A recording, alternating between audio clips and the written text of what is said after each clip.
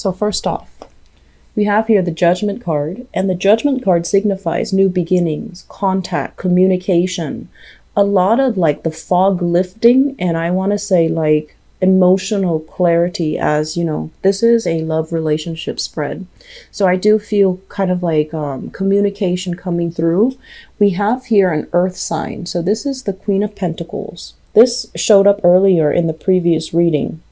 And this is a Taurus, a Virgo, or a Capricorn, sun, moon, or rising. I feel like for many of you, this is contact coming through from this person, and it might be they are not as financially stable as they seem. So for example, if you're in a relationship with them and they're making promises, oh, let's move in together, let's buy a house, let's purchase property, let's blend our families together. I feel like they're at a point where they might be rescinding some of the, like taking back some of these promises, or they're not at a point where they're stable enough to follow through with these promises for you. But either way, there is going to be talk and communication and discussions about what is the next steps that you both need to take, and whether or not, I do feel there is serious reassessment happening between the two of you.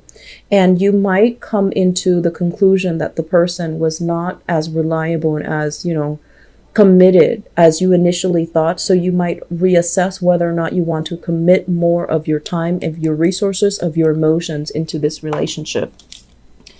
In the past, we have here the Eight of Pentacles, as well as the Temperance card. The Temperance card, this is a card about patience. This is a card about, you know, mastery, doing something very, very diligently, even though it might not, it can seem very tedious, and it can seem very restrictive.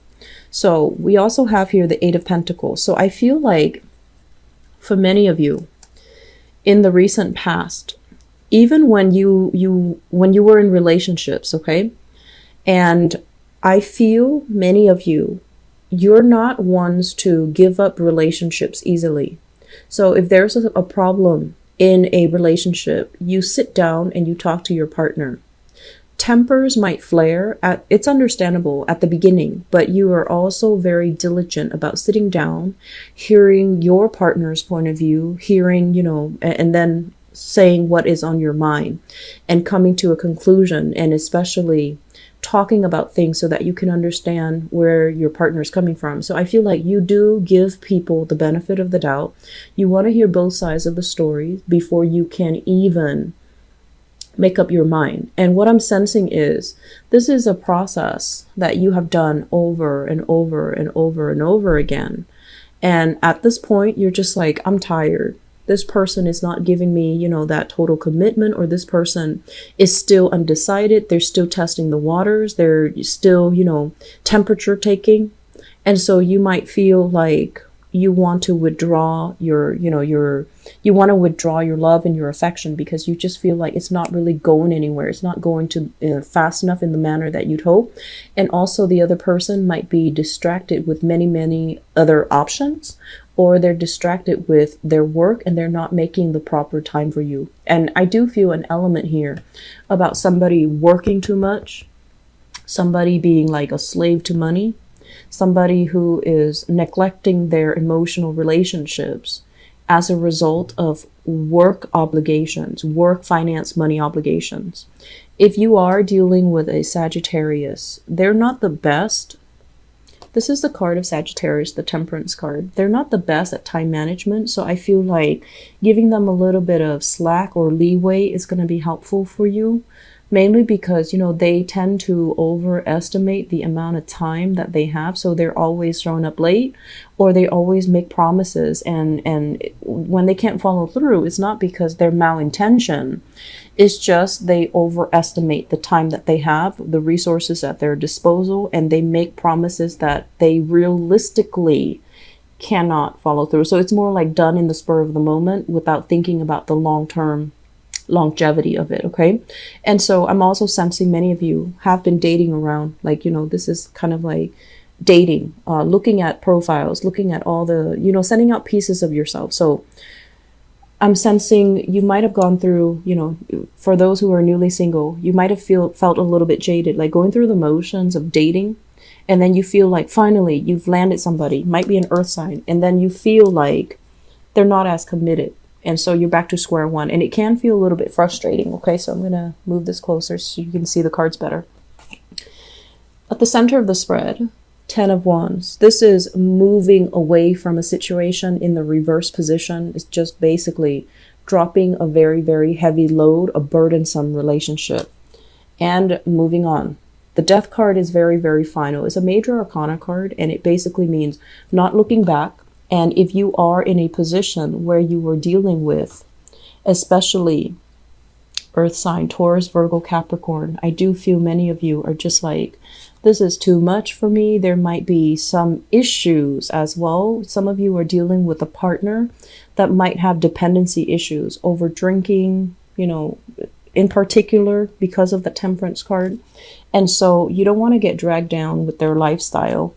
And you're feeling like this is relationship, if I stay in it any further, it is going to destabilize me financially and emotionally. So you're protecting yourself and you're trying to move past it.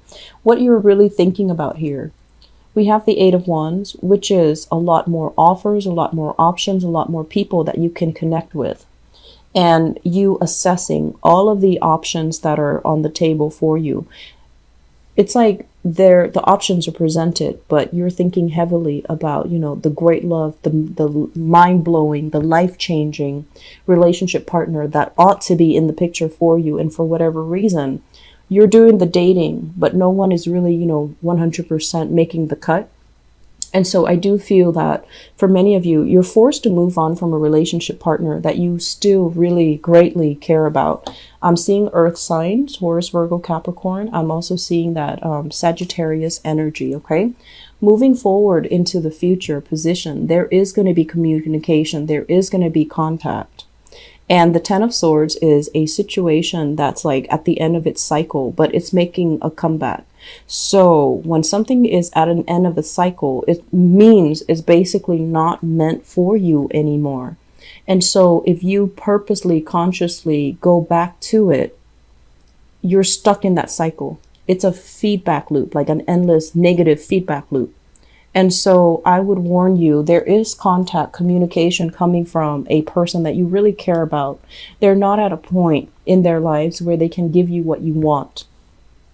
And so if you re-engage with this energy, I feel like you have a very big choice here. You can re-engage if you can keep it very platonic.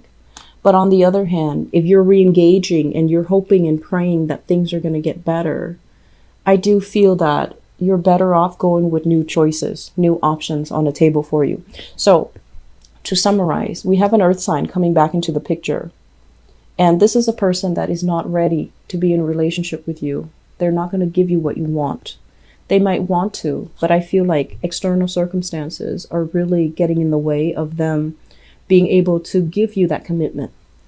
And so if you're initiating contact, just be aware of that.